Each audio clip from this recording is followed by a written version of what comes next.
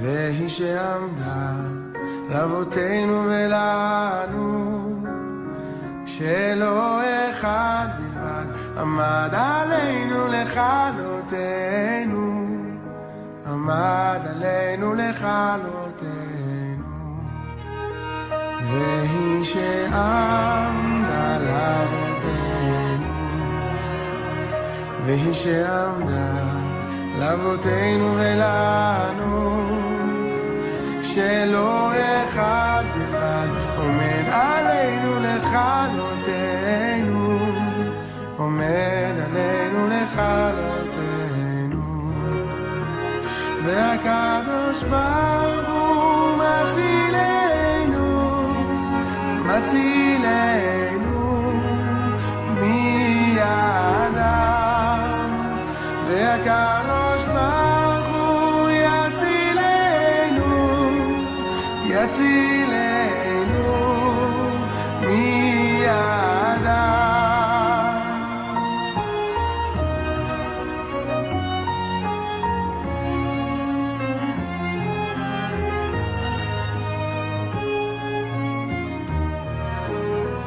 והיא שעמדה לאבותינו, והיא שעמדה לאבותינו ולנו, שלא אחד בלבד עומד עלינו לכלותנו, עומד עלינו לכלותנו. והקדוש ברוך הוא מצילנו, מצילנו מידם. והקדוש ברוך הוא יצילנו, יצילנו מידם. שלא אחד בלבד עמד עלינו לכלותנו, לכלותנו. והקדוש ברוך הוא מצילנו, הקדוש ברוך הוא מצילנו מידם.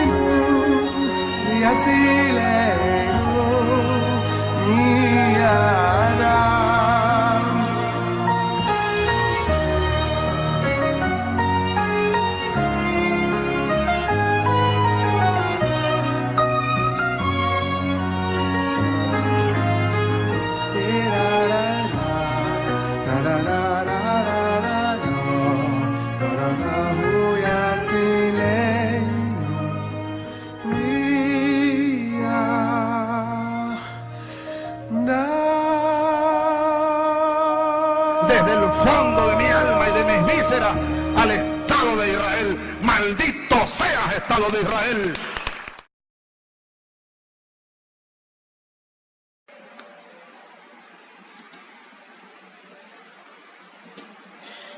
Shabbat Shalom, seja bem-vindo a mais um estudo da Torá. Hoje com a Parashá Beshalach, vamos continuar comentando a saída do povo do Egito e a travessia do Mar Vermelho, o Yom Suf, okay? Que não é Mar Vermelho, mas sim Mar de Juncos. Semana passada a gente estava estudando a Parashá Bo, e como eu sempre aviso a vocês, que esse estudo seja um complemento ao estudo de Shabbat para vocês, né?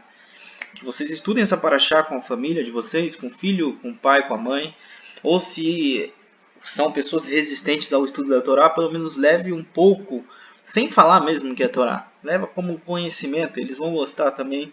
E espalhe a luz da Torá entre as nações, ok? Então que isso aqui seja um cumprimento. O objetivo do canal não é fazer prosélitos, mas é fazer pessoas capazes de estudar sozinhas e trazer vocês para perto da Torá. E isso é trazer vocês para perto do Criador, ok?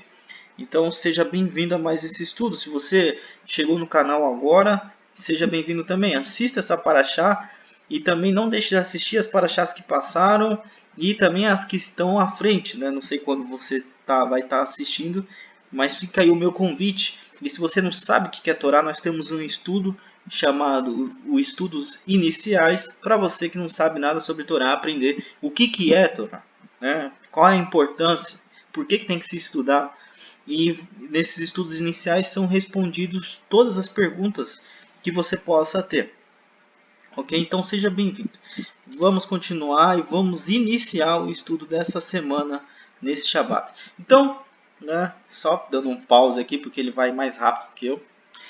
Mas então a paraxá dessa semana começa em Shemot, Êxodo 13, no versículo 17, vai até o capítulo 17, no versículo 16. Essa é a porção que os sábios denominaram Beshalar, que é a primeira palavra da paraxá, é Beshalar, né? Que significa deixado. Vou fazer uma breve introdução e vou dar um overview de toda a paraxá para vocês. E aí nós vamos focar em certos pontos da paraxá, ok? Então a primeira coisa que a gente tem que saber é por que o povo do Egito expulsou os filhos de Israel. Porque eles foram expulsos, ok? Imagina que alguém entra na tua casa e você expulsa essa pessoa, né? Alguém que você odeia. Um irmão seu que você odeia, que fez muito mal para você. Eu sei que não é bom ter ódio de ninguém, mas apenas para que você compreenda o que é que aconteceu com o povo. Porque o povo foi literalmente expulso. Falaram assim, ó, pega tuas coisas e vai embora. E por que isso aconteceu? Né? Muitos sábios eles explicam, inclusive isso está na Torá oral, significa, o que significa que faz parte de todo o ensino do povo de Israel, né? Passado de pai para filho, de filho para o outro para o neto e etc, etc, etc. O que acontece é que o israelita, mas o que acontece é que o egípcio ele não tinha uma conduta muito boa. Os próprios sábios dizem que as mulheres de Israel várias e várias vezes foram tentadas a casar com egípcios. Os egípcios chegavam assim na mulher e falavam assim, ó, casa comigo, você aí é escrava, você vai ser princesa aqui na minha casa. Muito dinheiro, muita comida, a gente vai ajudar a sua família, etc. Você vai ter seus filhos não vão ser escravos. E os sábios explicam que as mulheres de Israel tiveram um grande mérito porque nenhuma delas se vendeu ao conto egípcio, porque elas tinham fé em Hashem, acreditavam na promessa de que viria uma pessoa e os libertaria da escravidão. E essa pessoa é Moshe, ok? Então, com isso você pode ver que a conduta dos egípcios não era lá uma coisa muito legal. Eles não tinham um apelo moral muito grande. Muitos rituais da Grécia, da Roma, aquele deus Baco, onde o pessoal ia e se pegava, também acontecia de maneira muito menor, mas acontecia também no Egito. Então, muitas vezes, uma casa tinha mais de um primogênito. Por exemplo, um cara tinha relação, a primeira relação do cara foi com uma mulher de um homem qualquer. Aí na casa desse homem tem o primogênito dele e o primogênito desse cara, né, que a mulher traiu ele. E acontecia o inverso também. Então havia muita traição. E quando veio a praga do primogênito, numa casa só morreram diversas pessoas. Por exemplo, numa casa onde isso aconteceu, morreram 2 pessoas. E o pai não ia saber o que está acontecendo. Então eles pensaram, Moshe está louco. Moshe perdeu o controle da magia nele, né? Porque ele achava que Moshe era um mago. Era um feiticeiro. Então o que eles pensaram? Vamos expulsar esse povo logo daqui, senão todo o Egito vai morrer. Isso que aconteceu, ok? Eles achavam que literalmente Moshe tinha perdido o controle e que ao expulsar o povo de Israel ia acabar com isso, né? E como as outras pragas, isso é uma coisa que eu estou dizendo, não estou me baseando em ninguém, mas eu acredito que o povo pode ter pensado que expulsando os filhos de Israel, logo todos os filhos voltariam à vida, todos os primogênitos voltariam à vida. E não foi isso que aconteceu, eles continuaram mortos. Aí o povo ficou com muita raiva, foi atrás do povo de Israel, o povo de Israel chorou, abriu o Mar Vermelho, né? O Eterno abriu o Mar Vermelho com um vento oriental. Os egípcios entraram atrás do povo, matou todo mundo lá, né? O Eterno matou todos os egípcios no Mar Vermelho. O povo foi para o deserto reclamando com Moshe, enchendo o saco literalmente de Moshe e duvidando até de Hashem. E não adianta julgar o povo mal. Tá? Hoje nós estamos aqui, depois de tudo que aconteceu, não adianta julgar o povo mal. Porque era um povo escravo, pessoal. Imagina as vítimas do Holocausto. Teve muitos dos judeus que saíram com a fé em Hashem do Holocausto mais forte ainda. Porque o Eterno sustentou aquela pessoa lá no meio do Holocausto. Mas teve outros, e esses não são muitos, que saíram ateus do Holocausto. Que a pessoa tinha até uma fé em Hashem, mas depois do Holocausto ela não creu mais que existe o Eterno. De tantas coisas ruins que ela viu lá no Holocausto. E nós não podemos julgar essas pessoas. Só Hashem pode, porque a pessoa sofreu uma coisa terrível. E era isso que aconteceu com o povo de Israel no Egito. Uma situação de humilhação, de escravidão pesada. Ok? Era literalmente uma humilhação para aquele povo que tornou o Egito rico. Ok? Então, dito isso, vamos começar agora a ver os versos que eu separei para o nosso estudo. Primeiro, e aconteceu quando o faraó deixou ir o povo, Hashem não os levou pelo caminho da terra dos filisteus, que estava mais perto, porque o Eterno disse, para que, porventura, o povo não se arrependa, vendo a guerra, e tornem o Egito. Irashi comenta, um dos maiores comentaristas da Torá, ele comenta sobre esse versículo, explicando por que Hashem não levou o povo pelo caminho mais fácil. Por exemplo, a guerra mencionada em Números 14:45. Então os amalequitas e os cananeus desceram. Se eles tivessem procedido pela rota direta, teriam voltado.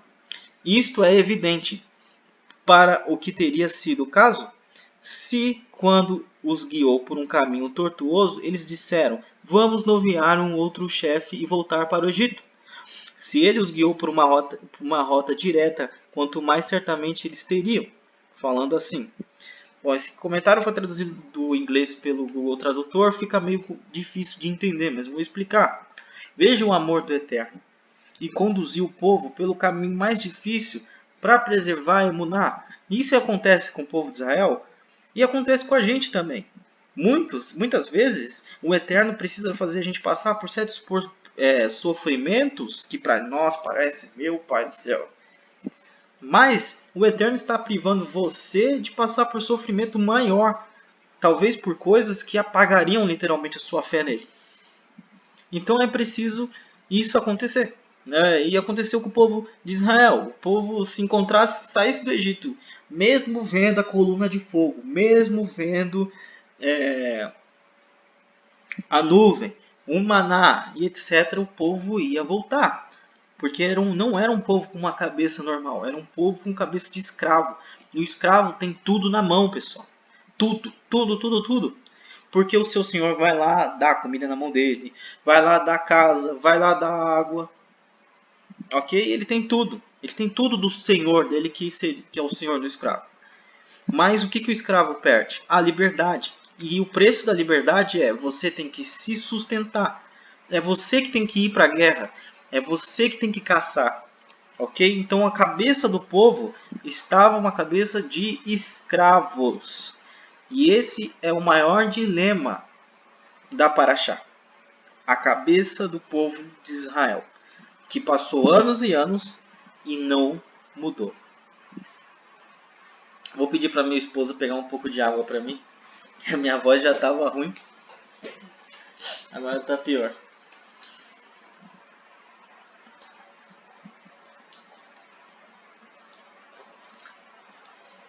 É isso aí, vamos continuar agora. Esse é o segundo verso. Opa! E tomou Moshe os ossos de Yosef consigo, porquanto havia este estreitamento a juramento aos filhos de Israel, dizendo: certamente o Eterno vos visitará. Fazeis, pois, subir daqui os meus ossos convosco. No verso 19. Então, Yosef tinha falado para o povo que ele não queria ser enterrado, né? Ficar ali com os egípcios. É lógico que ali era a terra da idolatria, né? Quem é que quer? Qual é o justo que quer morrer e ficar enterrado numa terra idólatra, onde qualquer pessoa pode fazer qualquer coisa, né? Pode até usar os seus ossos para magia negra, né? Puxa, que a Shem nunca permita isso acontecer a nenhum de nós, né? Então ele queria ser levado, fez o povo jurar. Enquanto o povo de Israel estava lá buscando o ouro dos egípcios, Moshe foi se preocupar com a mitzvah de fazer a vontade de um morto, que é o cumprimento da vontade de Yosef.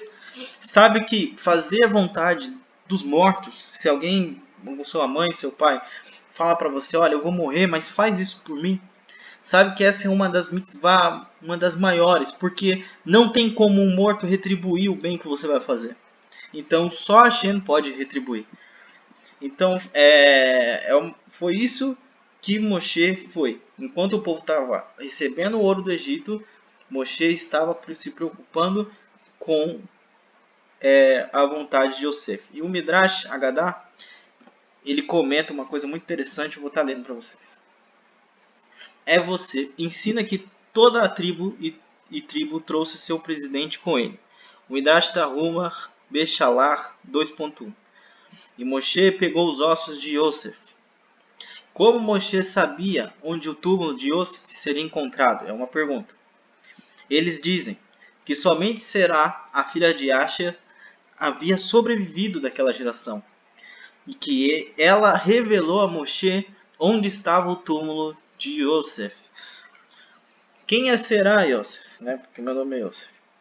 Quem é essa Será? Essa Será, não sei se vocês lembram, é de uma paraxá que nós não estudamos aqui, porque aqui começou em Shemot, mas essa Será era a sobrinha de Yosef, que foi lá e tocou a música para Jacó. Olha só onde ela estava. Tocou a música para Jacó para informar que Yosef estava vivo no Egito. Essa mulher foi abençoada por Yaakov. E ela conseguiu sobreviver e viver até o dia do êxodo. Nós estamos falando de mais de 400 anos, se não me engano. 300 e poucos anos. 390 anos, mais ou menos. Ela conseguiu sobreviver até esses dias. Com a brahá do povo. Ok? Vejam só quando pesa quando um justo te abençoa. Né? Quando uma pessoa que é temente a Hashem, que é justa de Sadik, ela abençoa alguém, meu querido, já era. Essa pessoa, não... uma das coisas que é um dos princípios da Torá, o Eterno pode anular sim um decreto maligno, mas jamais ele vai anular um decreto benigno, ainda que você faça coisas ruins. As coisas boas que alguém fez, que você fez, que seu pai e sua mãe fez, que seu avô fez, seja lá o que for, vamos dizer que um antepassado muito, muito distante de você salvou pessoas do Holocausto.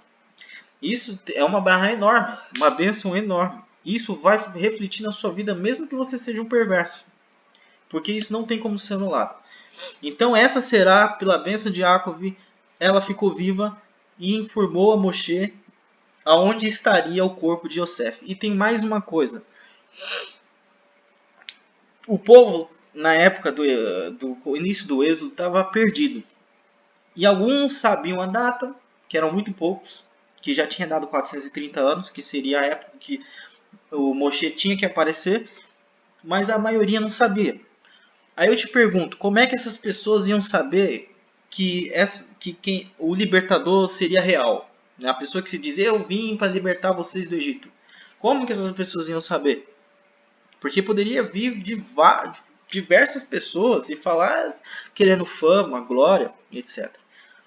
existia uma profecia entre os sábios de que esse tal libertador ele tinha que falar uma palavra que se chama Pakod Pakadeti, que é uma palavra que não existe no hebraico, né?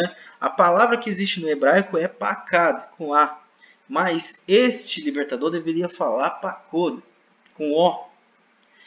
E Moshe, ele tinha um defeito na fala, ok? E ele não conseguia falar Pakad, só Pakod. Ele chegou e falou Pakod Pakadeti para todo o povo de Israel, que significa o Eterno se lembrou de ti, ok? E quem identificou ele foi essa mesma Será e disse: esse sim é o cara que Hashem mandou para libertar o seu povo, ele não é um enganador. Então essa Será, ela teve grande participação na história do povo, foi uma mulher. Veja só como que a Torá exalta o nome de uma mulher, tá? Nessa época, a maioria das religiões, até os dias de hoje, eram machistas, né? A mulher não tinha lugar para nada. Mas na Torá não é assim. E que, vamos continuar lendo o comentário. Os egípcios tinham feito um caixão de metal para ele e depois afundado no Nilo, né? Porque eles acreditavam que Yosef era santo, era um deus, né? E que ele deveria ser enterrado no Nilo para abençoar o rio Nilo. Moshe foi até a margem do Nilo com uma pedra sobre a qual estavam gravadas as palavras boi, levanta-te, e gritou: Yosef, Yosef, chegou o tempo para o santo, bendito seja ele, para redimir os seus filhos? A presença e Israel, as nuvens de glória esperam por você. Se você se revelar, bom, mas se não, estaremos livres do seu voto. Então o caixão de Yosef flutuou para a superfície. Não se surpreenda com isso, né? Não vai achar que isso é historinha para boi dormir. Não, não é possível. Pois ele diz em outro lugar: quando alguém estava batendo uma viga, a cabeça do machado caiu na água e ele chorou e disse: ai, meu senhor, pois foi emprestado. O homem de Hashem disse: onde caiu? E ele mostrou-lhe o lugar. E ele cortou o pedaço de pau e ele foi para lá e fez o ferro nadar. Isso está escrito em 2 Reis 6. O sábio está mostrando, né? Lógico, para pessoas que estudam a Torá fica fácil de entender, mas para quem não está habituado, ele está comentando a passagem de 2 Reis, que o profeta Eliarro fez também um ferro flutuar, ok? Então está mostrando que não é nada que você não possa crer, porque isso era uma coisa que acontecia, era um milagre de Hashem, tá? Podemos logicamente concluir como, até falei o nome errado, não foi Eliarro, foi Eliseu, desculpa. Como Eliseu, que era apenas discípulo de Eliarro, era capaz de fazer flutuar um ferro. Certamente Moshe, o mestre de Elias, poderia fazer o mesmo. Okay? Foi assim que levaram os ossos de Yosef. Esse é o outro verso que eu separei. E diz assim: e o Senhor ia diante deles, de dia numa coluna de nuvem, para os guiar pelo caminho, e de noite numa coluna de fogo, para os iluminar, para que o caminhassem de dia e de noite. Eu coloquei uma nuvenzinha aí, para que vocês entendam como que isso aconteceu. Engraçado que a nuvem dá sombra, né? Que é um descanso no deserto, porque tem muito sol. E lá no Novo Testamento, o Shaul, né, o Paulo, ele compara a Torá com a sombra, né? Que a Torá era uma sombra. E muita gente interpreta a sombra com sentido ruim, o que não deveria ser feito, porque uma sombra no deserto, meu querido, uma sombra no deserto te dá descanso, te dá um lugar para dormir, te dá vida, né? Porque você senão morre pelo sol. E também é o desenho perfeito daquilo que está sendo iluminado, ok? É assim que deveriam entender quando leem Paulo. Mas vamos continuar. O uso da Vav indica que Hashem não está só. Por quê? Porque aqui onde está escrito no verso 21, está escrito: e o Senhor ia diante dele, está escrito aqui o nome do Eterno com uma Vav a mais. Como eu expliquei para vocês, sempre que aparece o nome do Eterno com uma Vav, significa que o Eterno não está só. E ele comenta isso. Rashban um grande sábio da Torá, comenta: em resposta, o anjo que acompanhava os israelitas em sua jornada se posicionou à cabeceira das nuvens, em marcha sob a forma de uma coluna de nuvem durante o dia e uma ardente coluna de chamas à noite. Tu Ha-Aroch, um outro sábio, ele comenta: e o Senhor andaria à frente deles, que está escrito lá atrás. E LBN Ezra escreve que este verso é um exemplo da Torá, usando a sintaxe que o homem está familiarizado. E o significado é que o poder divino na forma de seu mensageiro viajou com os israelitas. Narmanides escreve que ele mencionou em ocasiões anteriores que sempre que encontramos a formulação Avav e o nome do Eterno, isso sempre se refere a Hashem junto com o tribunal celestial de justiça. A Torá narra que a glória de Hashem estava envolvida na nuvem acima dos israelitas, que se moveria continuamente a curta distância à frente do corpo principal. À noite, a corte celestial seria envolvida num pilar de fogo. O que significa tudo isso? Porque o Eterno, lá em Shemot 13:21, diz: eu vou estar. Mas ninguém pode ver o Eterno. Um dos princípios da fé é que o Eterno é incorpóreo. Então preste atenção que mesmo às vezes quando o Eterno fala eu vou estar, eu vou fazer, o Eterno, por exemplo, para destruir Sodoma e Gomorra, ele diz eu destruiria, mas mandou 3 anjos. Então, mesmo que seja o Eterno que realmente está fazendo, porque é ele que dá a ordem, né? É que nem aquela história. Alguém manda você mentir. De quem é a culpa? Da pessoa que mandou. É como se ela estivesse mentindo, não você. Você só está obedecendo o seu superior. Ok? Então, veja que mesmo que o Hashem fale eu, não significa que o Eterno vai estar ali naquele lugar da mesma forma que é ele mesmo, ele vai se incorporar em algum lugar. Isso não existe. Ele manda um anjo, um mensageiro. E esse mensageiro é conhecido no meio judaico como Metraton, né? E esse mesmo mensageiro é o anjo da face do Eterno, que é o próprio Mashiach, ok? Ele é quem representa o Eterno aqui. Não que ele seja o Eterno, mas ele representa o Eterno.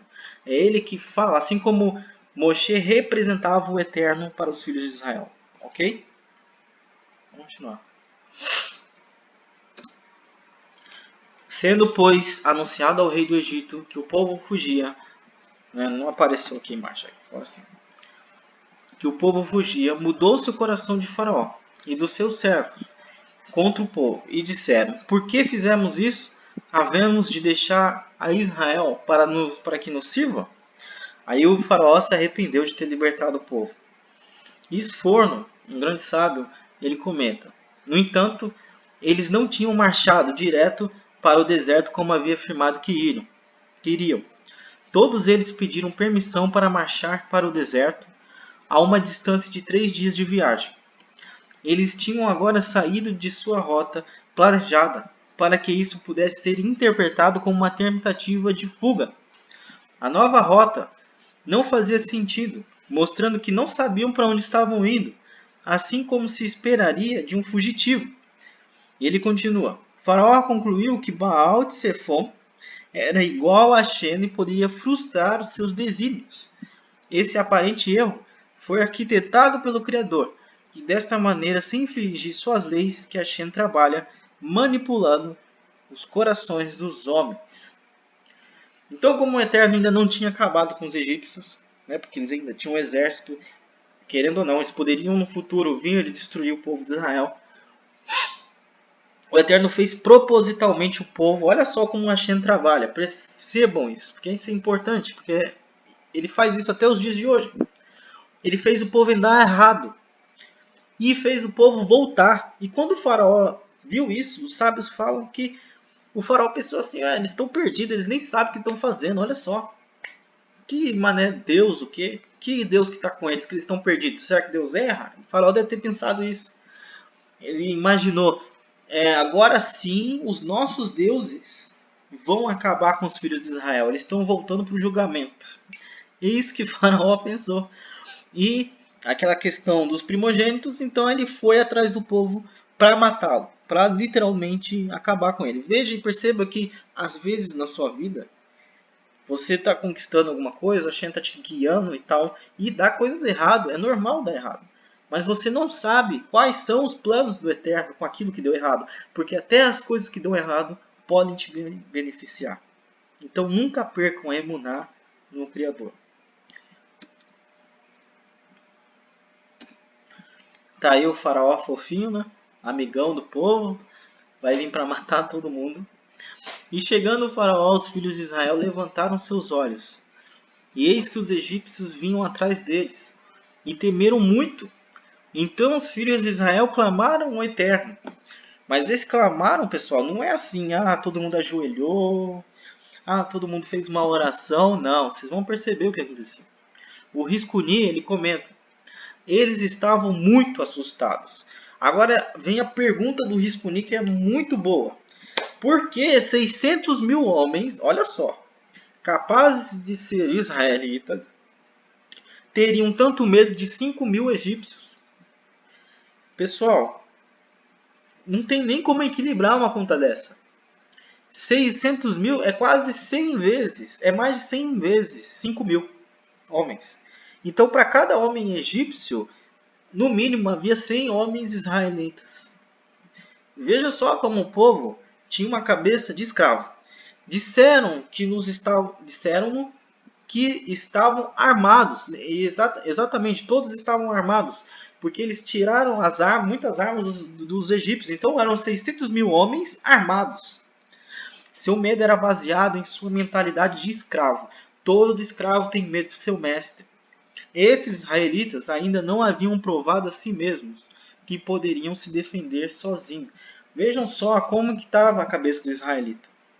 E lembrando que aconteceu o Holocausto e anos depois eles entraram na Guerra de 6 Dias. Foi uma situação que foi diferente. Então, muito provavelmente que o exílio no Egito era um exílio muito pior, muito mais pesado. O faraó, vendo que o povo estava dando volta, pensou que seus deuses finalmente haviam subjugado os filhos de Israel. Bom, isso aí eu já expliquei no passado.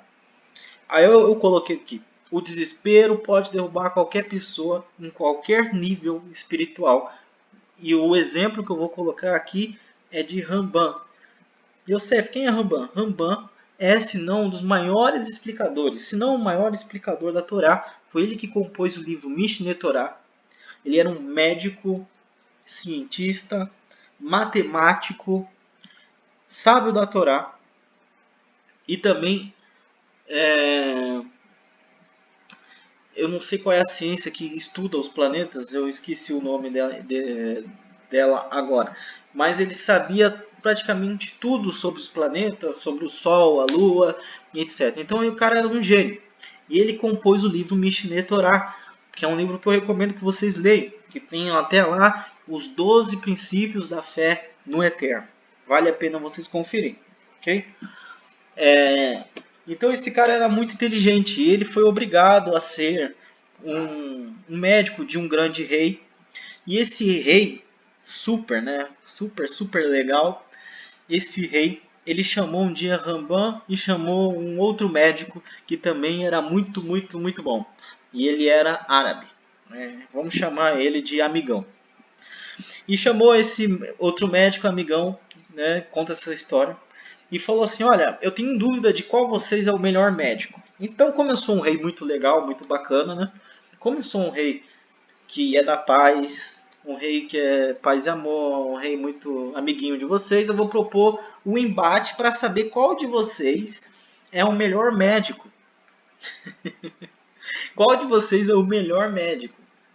E é simples o embate, é coisa que vocês vão tirar de letra para a gente decidir aqui. Cada um de vocês dois vai fazer um veneno e vai dar um para o outro. Aquele que morrer com o veneno do outro, perdeu. E aquele que viver vai continuar sendo o meu médico. Simples assim. E a gente vai saber qual é o melhor médico e vai me servir aqui, vai continuar me servindo. Rambam não ficou desesperado, o cara também não. E aí deu um tempo, eles fizeram lá o veneno e tal. Chegou o dia. Quando o Rambam pegou o veneno do seu adversário, ele viu que aquele veneno estava verde, escuro, cheirava mal, sabe? Parecia aqueles feitiços de bruxa velha, literalmente. Mas ele não se assustou não. Foi lá e tomou o veneno. Ok, beleza. Aí o Rambam deu o veneno dele para o adversário, o amigão. Quando o amigão pegou aquele copo e ele olhou assim e pensou, nossa, parece um suco de laranja. Porque tinha a cor do suco de laranja. E aí ele colocou assim no nariz, cheirou e falou, nossa, tem cheiro de suco de laranja. E ele colocou o dedo assim no copo, mexeu e falou, caramba, a consistência é de um suco de laranja. Aí ele pensou, caramba, esse daqui é um dos piores venenos que existe, não é possível, né? Tem cor de suco de laranja, o cara toma um veneno desse e vai morrer no outro dia. O cara nem percebe. Aí ele ficou com medo e tomou. Mas tomou, beleza. Aí passou uma semana, quando foram ver o Rambam estava bem, ótimo ainda, não tinha nada. Quando foram chegar pro cara, o cara estava magro. Magro, meio desidratado. Não estava conseguindo andar mais com a mesma vitalidade e era uma coisa evidente. Assim. Olhava, dava para ver que ele estava mal. Aí o Rambam chegou para ele falando assim, olha, você tá mal, hein? É melhor você comer um pouquinho de pão, né? Um pouquinho de trigo, porque senão você vai acabar morrendo. Aí o cara pensou, nossa, ele tá falando isso porque se eu comer eu vou morrer. Ele pensou, ele tá usando de astúcia, então não vou comer não. Aí parou de comer pão.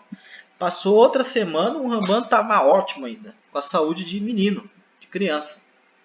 E chegou no cara, no amigão, ele estava pior, mais magro ainda, mais debilitado ainda, estava nem conseguindo andar. E o Rambam chegou para ele e falou, olha, você está muito mal, querido, é melhor você começar a comer carne, gordura, né, para ver se anima o teu corpo, né, que senão você vai morrer. Aí ele pensou, não, o Rambam está falando isso para mim comer carne e gordura e eu vou morrer por causa disso. Não, não vou comer. Porque esse cara aí, ele é astucioso. Beleza. Não comeu. Passou uma semana, o cara morreu. E o Rambam continuou vivo. E aí chegaram para ele, né? Ficaram assim, nossa, como é que você conseguiu matar o cara? Qual foi o veneno? Qual foi a forma? O Rambam chegou para eles e falou assim, olha, o que eu dei para ele era suco de laranja. Eu não dei nenhum veneno para ele. Mas eu venci ele com o psicológico. Porque quando a pessoa começa a ter medo da morte, achar que está doente, e aquilo entra dentro da cabeça dela, na mente dela, aquilo se torna real. Então, vejam só como o nosso psicológico, inclusive o psicológico do povo de Israel, diminuiu o povo de 600 mil ter medo de 5 mil. E aí perguntaram para ele, para o Rambam, mas e o remédio? O remédio não. Mas e o veneno que você tomou? O que você fez? Ele falou assim, eu simplesmente tomei, não engoli. Quer dizer, desculpa, confundi a história. Mas ele engoliu o remédio, chegou em casa, vomitou, porque tudo que entra sai, ele falou. Vomitou, saiu tudo, o veneno. E conforme eu fui sentindo os sintomas, eu fui me tratando. Com isso eu sobrevivi. Então vejam só que a mente é uma coisa que pode aprisionar você. Por que as pessoas estão na idolatria? Por causa da mente. Medo. Ai, medo. Medo? Será que eu tenho que deixar de dar o dízimo mesmo? Será que meu pastor é enganador? Será que não me contaram a verdade mesmo? Medo. Medo. E esse povo estava totalmente dominado, não era pela força, porque os filhos de Israel eram mais numerosos que os egípcios, mas sim pelo medo. O medo pode fazer qualquer pessoa regredir. Vou beber um pouco de água aqui.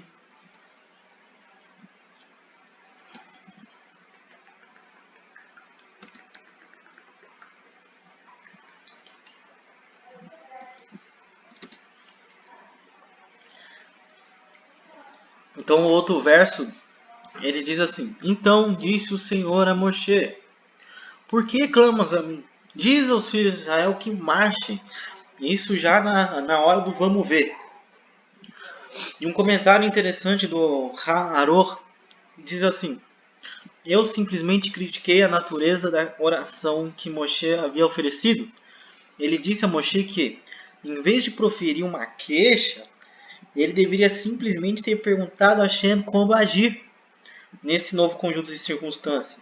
Uma situação para a garantia de que lidaria com o faraó. Tudo que você precisa fazer era pedir uma orientação sobre como agir nessa situação. Muitas vezes, quando surge algo ruim em nossas vidas, necessitamos pedir orientação a Hashem e não chorar de desespero. Isso aqui é um grande ensinamento que até tem que eu colocar na minha vida. Para você ver a diferença de ter fé e não ter. O desespero até Moshe caducou nessa hora. Que ele foi cobrar Hashem. E Hashem falou, por que você está me cobrando? Diz os filhos que marchem. Quer dizer, qual era, segundo o Urah, qual era a atitude que Moshe deveria tomar? Falar assim, Hashem, tudo bem, tem um mar na minha frente, tem os egípcios atrás. E agora, o que a gente faz? Quer dizer, eu tenho confiança no Eterno e eu sei que o Senhor preparou alguma coisa. Só não sei o que é. Agora me mostra o que eu tenho que fazer. Mas não foi assim que Moshe fez, né? Ele foi lá cobrar o Eterno no desespero para saber qual era o que se deveria fazer. Mas não vamos julgar mal, porque a condição daquele povo era uma condição terrível. E não vamos julgar mal, principalmente pelo que eu vou dizer para você. Muita gente pensa que Moshe estendeu a mão e o mar abriu na hora. Ao contrário, meu querido. Moshe estendeu a mão e o povo de Israel teve que marchar em direção ao mar. E muitos sábios e a Torá oral dizem que eles andaram nas profundezas até a água chegar ao pescoço. Mais ou menos aqui, ó. O pescoço. A água bateu aqui e foi aí que o mar se abriu. Então vejam que mesmo que o povo tropeçou aqui e ali, o povo de Israel tinha sim fé, muita fé no Eterno. Ok? Que se atiraram ao mar mesmo e vamos ver o que o Eterno vai fazer. Ok? A confiança, quer dizer, foi um passo do ser humano para 99 passos do Eterno. 99. 1% do ser humano para 99% do Eterno. Muitas vezes, né, nós precisamos dar um passo. Não, muitas vezes não, todos nós precisamos. Porque os sábios até falam que nós estamos no mundo da ação.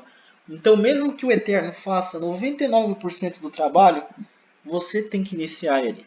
Ok? O Eterno não pode fazer isso, porque é uma lei que ele mesmo estabeleceu. Vamos continuar. E tu, levanta a tua vara, estende a tua mão sobre o mar, e fende-o para que os filhos de Israel passem pelo meio do mar em seco. Tuaror comenta, levanta sua vara. Alguns comentaristas entendem a palavra haram como significando o mesmo do que hassar, para remover, de modo que ela seja paralela ao significado em Ezequiel, remover o turbante e levante a coroa. Hashem, de acordo com isso, disse a Moshe que se desfizesse do seu cajado, usasse a sua mão nua, ou seja, para fazê-lo parecer pendurado inativo do seu lado. E por que isso, né? Eu esqueci de colocar, mas por que o Eterno quis, segundo até esse sábio, que ele estendesse a mão e não a vara? Para que o povo de Israel não imaginasse que todo o poder, que tudo o que acontecia, todos os milagres, era por causa da vara de Moshe. Para mostrar que aquela vara só estava ali sendo um objeto, um canal, mas que o poder vinha de Hashem, com vara ou sem vara, ok? Vamos continuar. Vou beber mais um pouco de água que minha garganta está difícil hoje.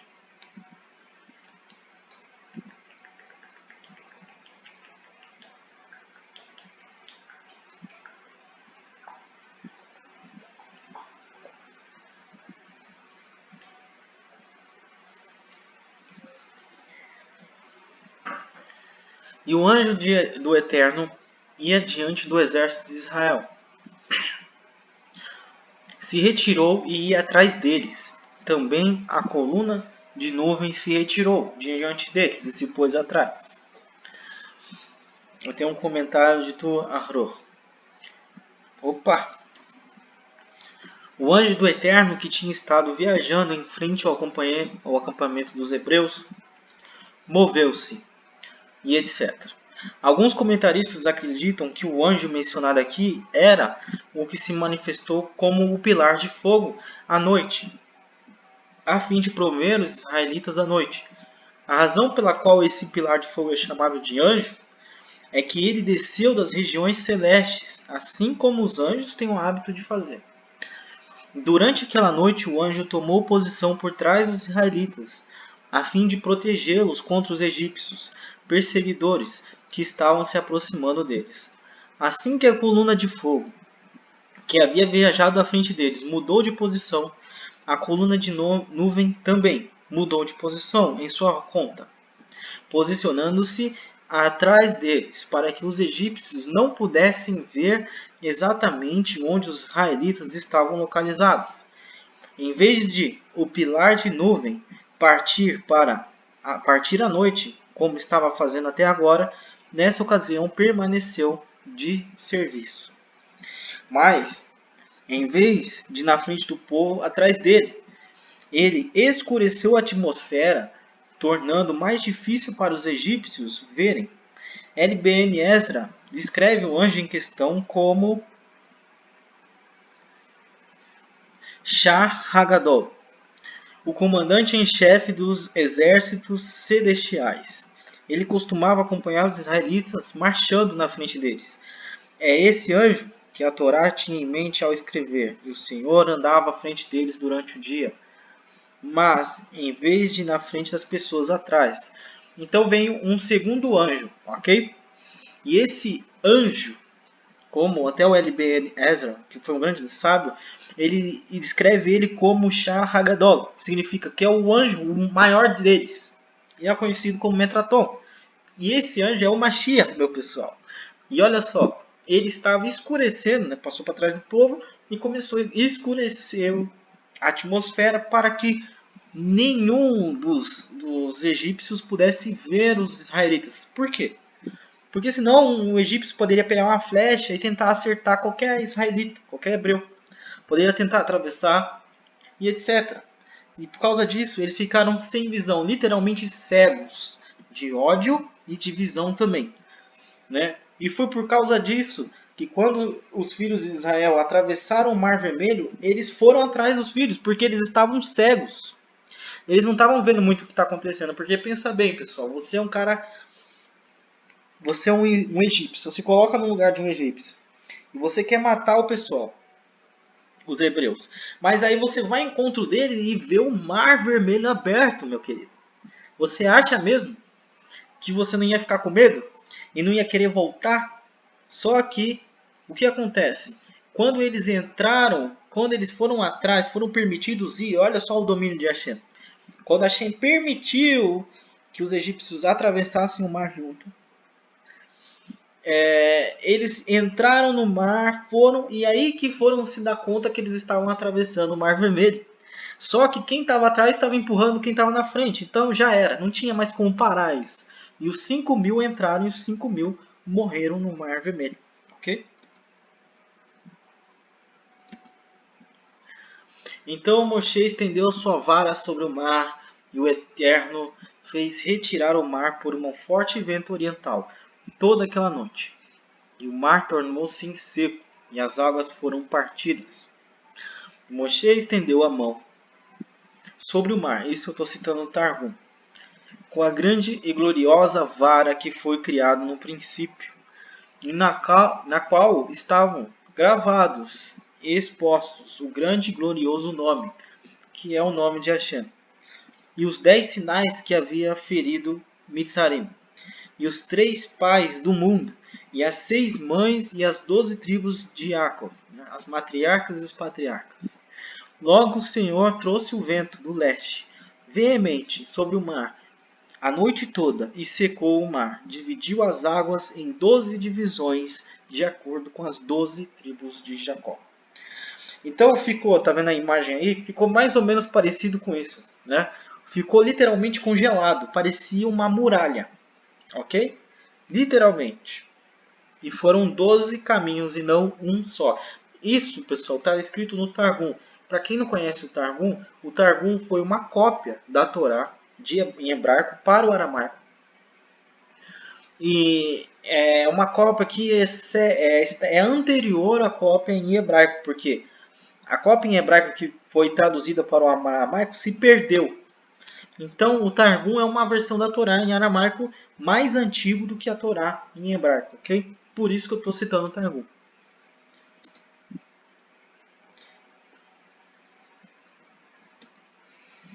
(25) E tirou-lhes as rodas dos seus carros e fê-los andar dificultosamente. Então disseram os egípcios: fujamos da face de Israel, pois o Senhor por eles peleja contra os egípcios. Então vamos situar aqui antes de eu ler o comentário do Rashban. O vento oriental veio, congelou as muralhas, né? Abriu o vento, partiu o Mar Vermelho e congelou, elas ficaram congeladas, pareciam paredes, né, de gelo, e vieram os egípcios. E aí eles começaram a ficar com medo, e os carros deles começaram a atolar na lama, né? Atolar na pedra. E aí eles começaram a falar, vamos embora, isso aí não tá certo, hein? Eu nunca vi isso acontecer antes, o mar partir no meio. Eu acho que não era magia não, hein? Eu acho que era o Eterno mesmo, era o Criador mesmo. E começaram a ficar com medo, só que o que aconteceu? O Eterno não permitiu que eles voltassem. E Rashban comenta, quando os egípcios viram que estavam em estado de confusão, quer dizer, ninguém mais sabia de nada o que fazer, tipo assim, imagina você ver um mar aberto, o que você vai pensar? Você vai ficar confuso, né? Nem vai saber mais quem é você mesmo, você vai ficar perdido. Tentaram virar as rodas de seus carros para fugir, e eles se viram incapazes de fazer isso, mas tudo que podiam fazer com o máximo de seus esforços era dar a volta em suas carruagens com dificuldade. Vendo que eles, que tentavam se virar em conflito com o que estavam atrás deles, ainda pressionavam para a frente. Quer dizer, tentavam voltar, mas quem estava vindo empurrava e era uma confusão. Perceba que sempre que o Eterno vai exterminar um povo idólatra, que vai exterminar um povo ruim, esse povo fica confuso. Foi isso que aconteceu também na muralha de Jericó, né? A razão pela qual eles fizeram tudo isso foi porque tinham chegado à conclusão de que era hora de fugir, vendo que o próprio Eterno estava lutando contra eles, em nome dos israelitas. Mas já era tarde demais.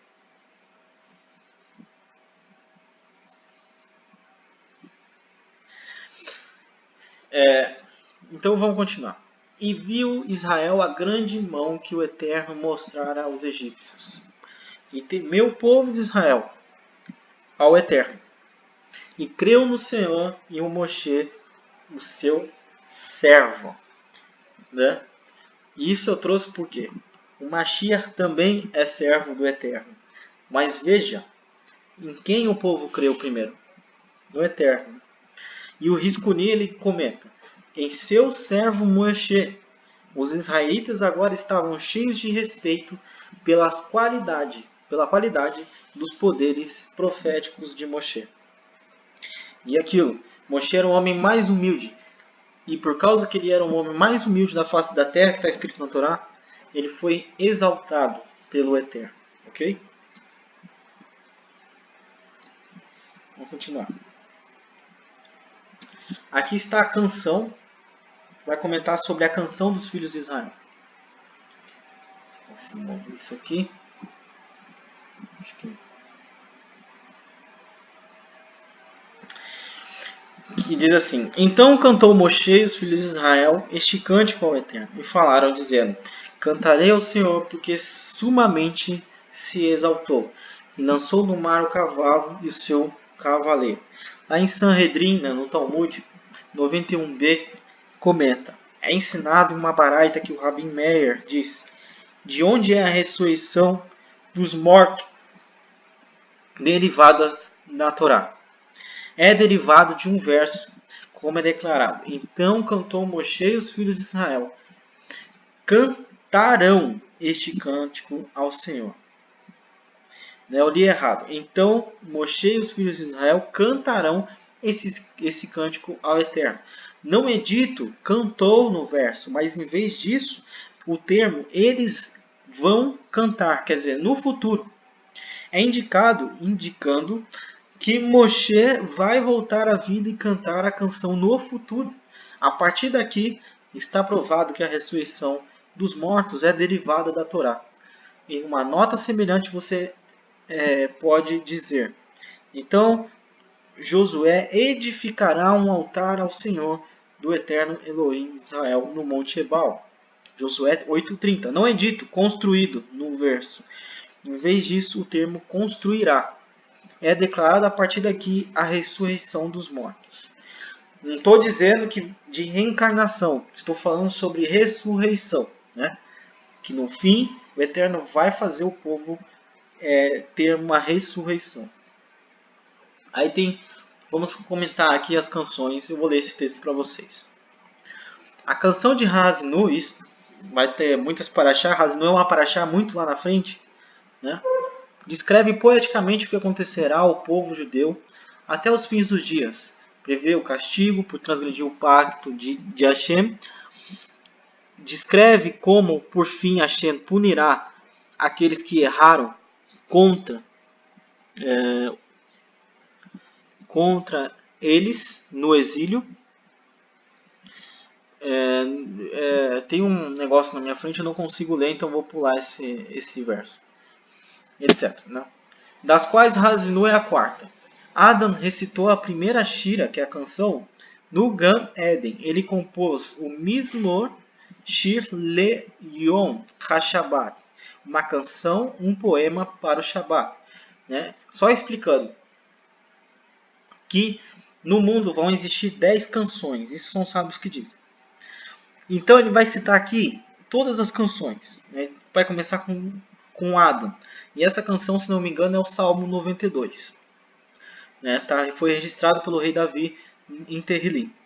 Na qual louvou a grandeza do Shabat. Nas praias do Mar Vermelho, Moshe e os filhos de Israel entoaram um cântico pela sua miraculosa libertação do exército faraó. Segunda canção.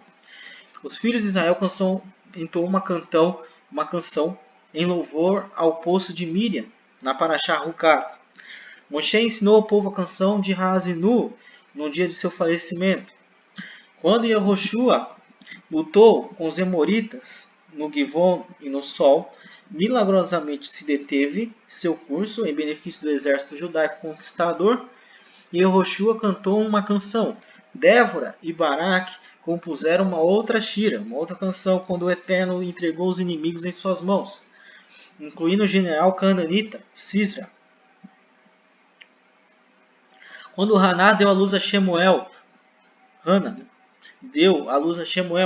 após ter sido estéril durante muitos anos, ela louvou Hashem com uma canção profética. O rei Davi, no final da vida, compôs uma outra canção de agradecimento a Hashem, por tê-lo salvado de todos os seus inimigos. O rei Salomão, Shilobó, escreveu em Shira Hashirim, a 10ª e a mais bela canção será entoada pelo povo judeu quando Hashem redimir do atual exílio. Embora as primeiras 9 canções sejam chamadas Shira no gênero feminino, a 10ª é denominada Shir no masculino, pois está escrito: naquele dia este Shir será cantado na terra de Judá. Está lá em Yeshayahu, Isaías 26:1. A 10ª canção, porém, marcará o fim de todos os exílios e não será seguida por qualquer sofrimento ou provação.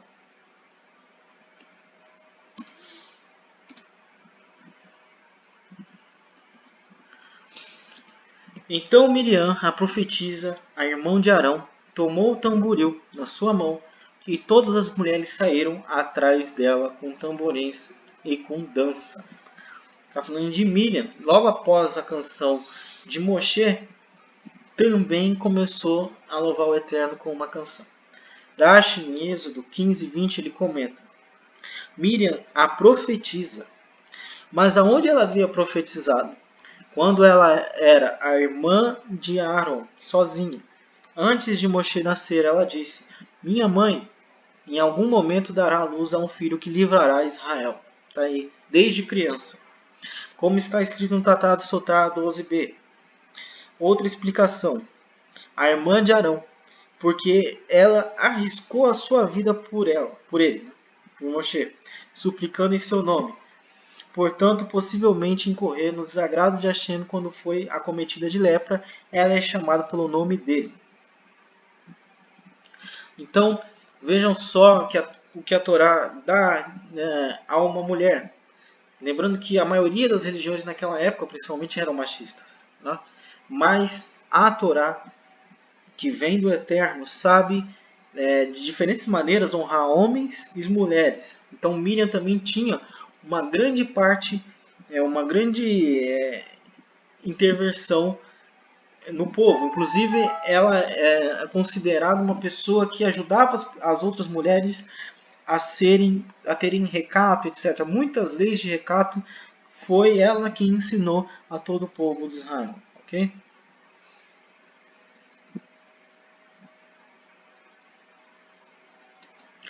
Opa! E clamou ao Senhor, e o Senhor mostrou-lhes um lenho que lançou nas águas, e as águas se tornaram doces.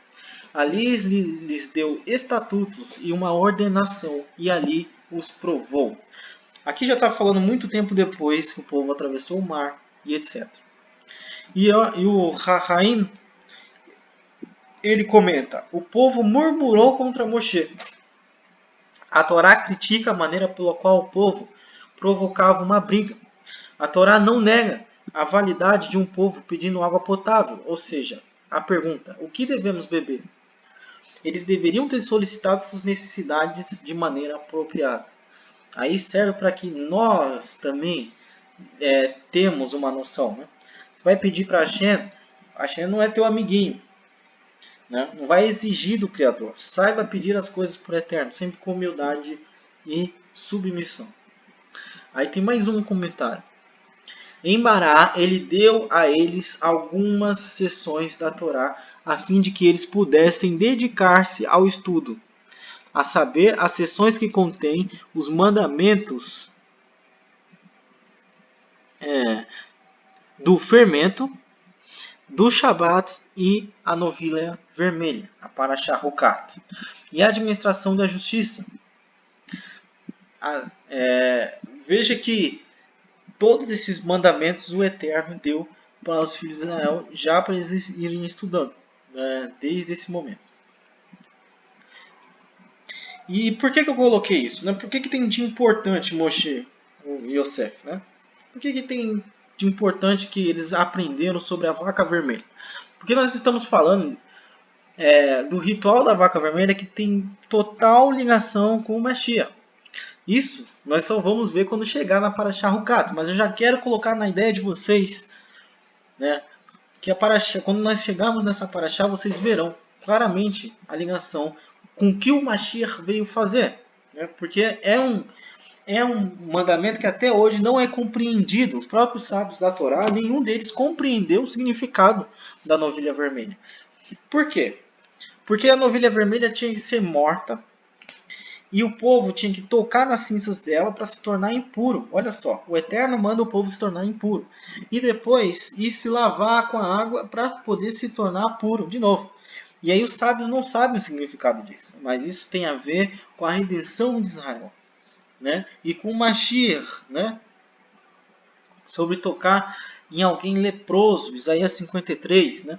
Mas depois tem que se lavar com a água, e a água está associada à Torá, como eu mostrei para vocês na Parashá passada.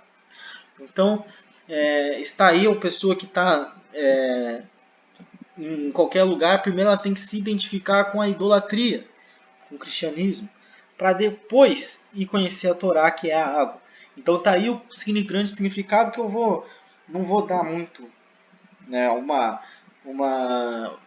vamos dizer assim, eu não vou exigir muito, não vou entrar muito nesse assunto, porque eu vou deixar para quando chegar para Parashá Hukat. O Targum, ele comenta, e orou diante de Hashem, e o Senhor lhe mostrou uma amarga árvore de arte fina, e escreveu sobre ele o nome glorioso do Eterno, e lançou no meio das águas, e as águas se tornaram doces, E ali a palavra do Eterno determinou-lhe a ordenança do Shabat, o estatuto de honrar o pai e a mãe, os juízos relativos às feridas e contusões e a punição com as quais os ofensores são punidos. E lá tentou, né, com o 10º julgamento. O povo tentou o Eterno. Vamos continuar. Mais uma vez os filhos de Israel reclamando. Veja só. E os filhos de Israel disseram: quem dera nós morrêssemos por mão do Senhor na terra do Egito, quando estávamos sentados junto às panelas de carne, quando comíamos pão até fartar. Porque nos tendes tirado para este deserto, para matar de fome toda esta multidão? Né? Você lê isso aqui e pensa: o filho de Israel comia carne. Mas ao contrário, coloquei até ali uma pirâmide, na pirâmide social do Egito, para mostrar que, como que era dividido, né, o povo do Egito. E essas pessoas, justamente porque elas dizem comer carne, esses que estão reclamando com Moshe são os ricos, né, são os que eram ricos. E Rahaim, ele comenta: enquanto nos sentávamos pelos potes de carne, etc. Este verso mostra claramente que as pessoas que proferiram essa difamação não foram as que realizaram o trabalho escravo, mas foram superintendentes. Os trabalhadores nunca tiveram nada para comer, a não ser pão sem fermento. Possivelmente os oradores eram conhecidos como Datan e Aviram, conhecido pela sua maldade. Os dois filhos de Arão, ok? Esses aí são problemáticos desde o princípio. A gente vê ele criando problema com Moshe antes do êxodo, depois do êxodo, e ainda morre oferecendo fogo estranho. Vou beber uma água aqui.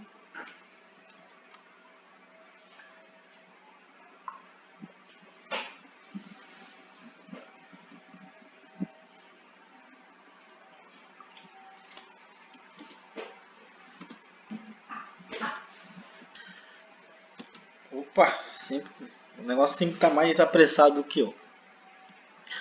E os filhos de Israel fizeram assim: colheram uns mais e outros menos. Está falando sobre o maná, na hora que cai o maná do céu, né? E tu, Ahror, ele comenta esse verso. Ele fala assim: eles fizeram conformemente. De acordo com o significado claro do texto, cada colecionador se reunia de acordo com a quantidade apropriada para o número de pessoas que fazia parte da sua casa. Nossos sábios dizem que algo milagroso aconteceu, isto é, que mesmo as pessoas que haviam julgado mal a quantidade que julgavam necessária, descobriram quando voltavam para sua expectativa tenda ou cabana que haviam coletado exatamente a quantia apropriada para suas respectivas famílias. Quer dizer, mesmo que tentavam pegar mais ou menos, quando chegava lá, tinha o tamanho exato. É assim que funciona no Shammai. Você pode até roubar uma pessoa, mas isso que você roubou, você vai perder em algum lugar. Ok? Porque quem determina o quanto você deve ganhar ou não é o Eterno. Então, roubando, fazendo o que você quiser fazer para tomar coisas dos outros, no fim da vida você vai perder tudo. Porque isso não foi lhe dado pelo céu, né? Então contendeu o povo com Moshe e disse: dá-nos água para beber. E Moshe disse: por que vocês brigam comigo? Por que vocês tentam o Eterno? Aí o Rahaim, ele comenta: o povo brigou com Moshe. A disputa consistiu no povo exigindo que Moshe lhes fornecesse água, vendo que estava claro que Moshe não estava em condições de fornecer água. Virou aquele negócio, né? Moshe virou quase como um ídolo para eles. Não. Se a gente for fazer alguma coisa, a gente não vai pedir o Eterno. Vamos pedir para Moshe, né? O que é uma coisa errada. O pedido era apenas um preâmbulo de uma briga. Se as pessoas realmente quisessem pedir água para Moisés, teriam pedido a ele que clamasse em favor de Hashem, assim como seus sucessores fizeram 40 anos depois. Quando Hashem enviava enviara cobras venenosas contra eles. Nesse caso, nem sequer pediram a Moshe que orasse, depois de ter dito que não tentassem Hashem brigando com ele.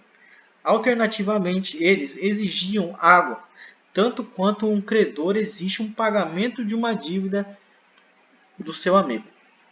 É um pouco estranho que eles usaram o plural quando exigia que Moshe lhes desse água, porque em hebraico ele está em plural, esse dá-nos água, ok?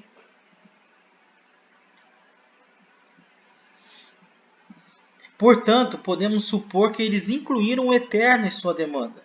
Isso também explica por que Moshe o acusou de incluir o Eterno, alguém que eles tentaram. Quando Moshe mencionou o Eterno por último, ou seja, por que você briga comigo e com o Eterno, ele quis dizer que eles sabiam muito bem que Hashem era capaz de suprir qualquer coisa que quisesse. O pecado deles era duvidar se Hashem estava realmente no meio deles. Então, esse povo, antes do 9 de Av, que é uma parte do calendário judeu que é muito triste, todas as tragédias acontecem no 9 de Av, procure na internet. O povo ficou tentando Moshe e falando, será que o Eterno está conosco mesmo? Vamos ver. Aí vamos lá, Moshe, nos dá as águas, etc. Vamos encher o saco do Moshe. E aí isso gerou muitas consequências para o povo. E a consequência principal que você vê na Torá é essa aqui. Vejam só, vou mostrar para vocês. Então veio Amaleque e pelejou contra Israel em Refidim. Os sábios falam que Amaleque chegou por trás, matando criança, velho, tudo. O Eterno falou, então vocês querem duvidar de mim? Depois de tudo, abriu o mar vermelho, coluna de fogo, maná, 10 pragas, me apresentei a vocês. Depois de tudo, vocês ainda querem duvidar de que eu sou o Eterno e que Moshe é o meu servo? Então tudo bem. E aí vem Amaleque e destrói o povo de Israel. Consequência de um ato, de uma transgressão. Vejam só como o Hassatane age. Porque o Hassatane age dessa forma com a gente. O Hassatane não pode chegar e te acusar de alguma coisa sem ter provas. Você não pode sofrer uma consequência sem ter feito nada, porque isso é injusto. Então, prestem atenção nos atos de vocês, ok? Arashi, ele comenta. Então chegou Amaleque. As escrituras colocam esta ascensão imediatamente após este verso precedente. Eles disseram, e o Senhor está entre nós ou não? Para implicar, eu estou sempre entre vocês, e pronto para cada coisa que vocês possam precisar. E ainda assim você diz, o Senhor está entre nós ou não? Por suas vidas eu juro que o cão, que é Amaleque, virá e morderá você, e você chorará por mim, então saberá onde eu estou. Parábola.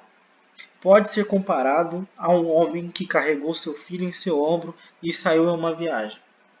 O filho viu um artigo e disse, pai, pega aquela coisa e dê para mim. Ele deu a ele, e assim pela segunda vez e também pela terceira. Eles encontraram um certo homem a quem disse o filho, viste meu pai em algum lugar? Ao que seu pai lhe disse, você não sabe aonde eu estou? Quer dizer, eu sempre estive com vocês. Abri o mar, fechei o mar, matei seus inimigos, tirei com milagre, etc. Você vê que como o povo de Israel era um povo difícil de lidar. A cabeça, meu querido, é a maior guerra aconteceu na mente dos israelitas. Ok? Vamos continuar. Então, pessoal, chegamos aqui agora na parte da arqueologia, onde eu não tenho muito o que falar, mas é só para finalizar, né? Tem muitas coisas sobre arqueologia nessa paraxá e essa é relativa a esta paraxá, ok? Nós sabemos da travessia do Mar Vermelho e onde isso ocorreu. Vejam só, aqui em Ramsés, hoje atualmente chamado Ramsés, é Goshen.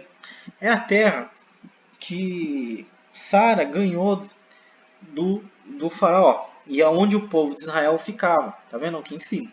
Eles saíram daqui, passaram por essa ponta do Mar Vermelho, desceram até essa parte aqui, tem um caminho enorme, chegaram até aqui, essa ilha aqui, atravessaram o Mar Vermelho aqui e foram para o monte na Arábia. Ah, mas o Monte Sinai não está na península do Sinai, igual todo mundo fala. Não tem lá o Bispo Macedo vai todo o ano para o Monte Sinai lá no Egito? Então, meus queridos, é uma mentira. O Monte Sinai não fica ali, tá bom? E isso eu vou mostrar para vocês conforme as paraxás foram passando. A próxima mesmo eu vou trazer foto do verdadeiro Monte Sinai, tá bom? E toda a tradição diz que o Monte Sinai é aqui. E tem muitas provas lá de que realmente é lá, tá bom? E algumas eu vou mostrar aqui. E, inclusive, nessa parte verde aqui, existe uma ponte submersa, literalmente feita de areia, que é exatamente onde o povo passou, que está lá até os dias de hoje, ok? Existe uma ponte submersa no centro, por onde atravessaram. À direita e à esquerda dela, o mar é bem mais profundo. Então, aonde o povo passou, está lá a ponte. Veja só como o Eterno deixa tudo e prepara tudo, né? Aqui exatamente, né? Que é a praia de Núbia, Nueibia, não sei pronunciar, ok? E aqui está o que está lá naquela praia de Nueibia, né? O que você pode ver aqui são duas colunas feitas por Salomão, né? Ela foi achada aí pouco tempo atrás, menos de 30 anos atrás. E nessas inscrições, que uma ficava de um lado e uma do lado egípcio, a outra ficava do lado da Arábia Saudita, e dizia Egito, Salomão, Edom, morte, Faraó, Moshe e o nome do Eterno. E no mar, né, nessa ilha, dentro do Mar Vermelho, você pode ver rodas estilo egípcio, inclusive até fêmur, que restou eram só 5.000 homens, então não tinha que esperar muito achar lá, né? Ainda mais se foi uma coisa que aconteceu há mais de 4.000 anos atrás, ok? E também temos aqui, como eu falei para vocês, o que aconteceu, exatamente a trajetória do povo. Nas paraxás bem passadas, quando Sara ganha essa parte, né? A Torá fala que era a parte mais fértil do Egito. E pode ver que é uma parte verdinha, né? Porque os filhos de Israel eram agricultores, né? Eles mexiam com gado. E os egípcios não gostam de mexer com gado. Então tinha que ter um campo, um pasto. Então é por isso que eles estavam aqui, na atual Ramsés. Eles passaram por aqui, tiveram Sukkot, a festa de Sukkot, e vieram e atravessaram o Mar Vermelho. Okay? E aqui está o verdadeiro Monte Sinai, que na próxima paraxá eu vou estar mostrando para vocês a foto dele.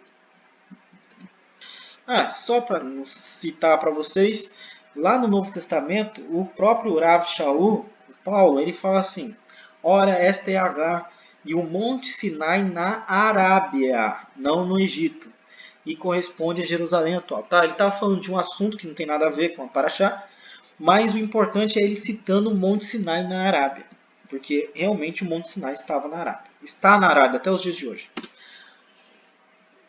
Então, pessoal, depois de 1 hora e 15 minutos falando, a minha voz está um lixo.